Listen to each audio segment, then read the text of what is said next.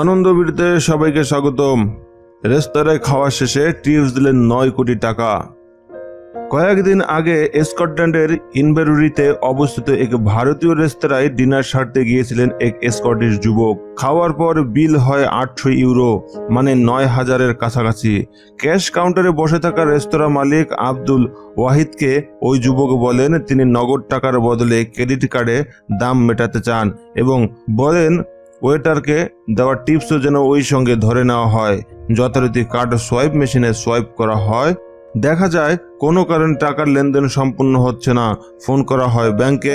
Bank থেকে জানানো হয় একটা বিশেষ কনফার্মেশন কোড লাগবে ট্রানজ্যাকশন সম্পূর্ণ করতে। ব্যাংক থেকে দেওয়াও হয় সেই গোপন কোড।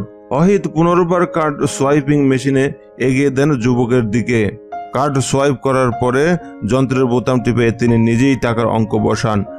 সেই মতো লেনদেন সম্পন্ন হয়ে যায়। কিন্তু সেই যুবক রেস্তোরাঁ থেকে বেরিয়ে যাওয়ার পরে আব্দুল খেয়াল করেন বিল মেটাতে গিয়ে যুবকে দিয়েছেন 10,06,082 ইউরো, অর্থাৎ 9 কোটি টাকার মতো।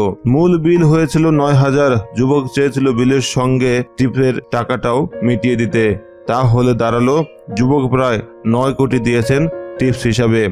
আব্দুলের বুঝতে বাকি থাকে না যে ব্যাংক থেকে দেওয়া কনফার্মেশন কোডটিকে ভুলবশত ওই যুবক টাকার অঙ্কে জায়গায় বসিয়ে দিয়েছেন। রেস্তোরাঁ থেকে সঙ্গে সঙ্গে ফোন যায় ওই যুবকের কাছে। তিনি নিজের ভুল বুঝতে পারেন। সঙ্গে সঙ্গে ফোনে তিনি যোগাযোগ করেন ব্যাংকের সঙ্গে। ব্যাংকও বুঝতে পারে যা ঘটেছে তা একেবারেই অনিচ্ছাকৃত। যুবকের অ্যাকাউন্টে তার দেওয়া টাকা ফিরিয়ে দেওয়া হয়। যুবক তার টাকা ফেরত পেয়েই নিতান্তই সৌভাগ্যবশত নেহাত আব্দুলের মতো সদর রেস্তোরাঁ মালিকের রেস্তোরাঁয় গিয়েছিল ওই যুবক। তাই রক্ষা না হলে নিজের ভুলের জন্য 9 কোটি খেসারত দিতে হতো তাকে।